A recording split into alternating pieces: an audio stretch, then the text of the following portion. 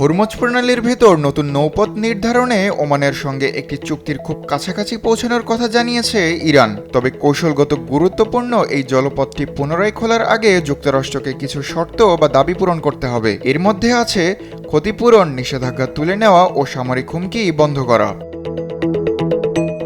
সোমবার এক সংবাদ সম্মেলনে পররাষ্ট্র মন্ত্রণালয়ের মুখপাত্র ইসমাইল বাঘাই বলেন, ওমানের সঙ্গে গঠনমূলক আলোচনা চলছে। নৌপথের মানচিত্র নিয়ে একটি সমঝোতা হয়েছে, তবে যৌথ বিবৃতির কিছু কারিগরি বিষয় এখনো অমীমাংসিতই রয়েছে। তেহরানে বাঘাই আরও বলেন, আলোচনায় নিরাপদ নৌ চলাচল, পরিবেশ সুরক্ষা, সামুদ্রিক সেবা এবং অপরাধ দমনের প্রক্রিয়া অন্তর্ভুক্ত ছিল। এ ধরনের সেবার বিনিময়ে সাধারণত অর্থ গ্রহণ করা হয়। হরমুজ খোলার শর্তগুলোর বিষয়ে ইরানের দুটি পক্ষের কাছে থেকে বক্তব্য পাওয়া গেছে।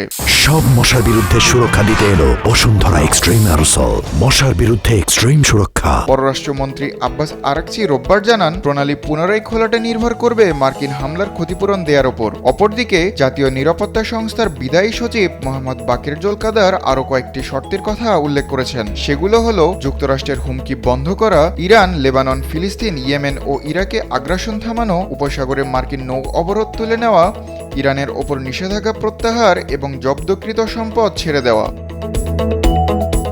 শর্তের একাংশ উল্লেখ করার সময় আরাকচি জানান, বর্তমানে ওয়াশিংটন ও তেহরানের মধ্যে সরাসরি কোনো আলোচনা চলছে না। তারা যতক্ষণ জুনে স্বাক্ষরিত চুক্তি লঙ্ঘন করবে ততক্ষণ কোনো আলোচনা শুরু হবে না। তবে মধ্যস্থকারীদের মাধ্যমে বার্তা আদান প্রদান হচ্ছে। এদিকে মার্কিন গণমাধ্যম এক্সিওসকে দেওয়া এক সাক্ষাৎকারে প্রেসিডেন্ট ডোনাল্ড ট্রাম্প বলেছেন, আমরা ইরানের সঙ্গে কেবল আংশিক আলোচনা করছি। আমরা শুধু দেখছি সেখানে অনেক মূল্যস্ফীতি হচ্ছে। তাদের কাছে কোনো টাকা পয়সা নেই।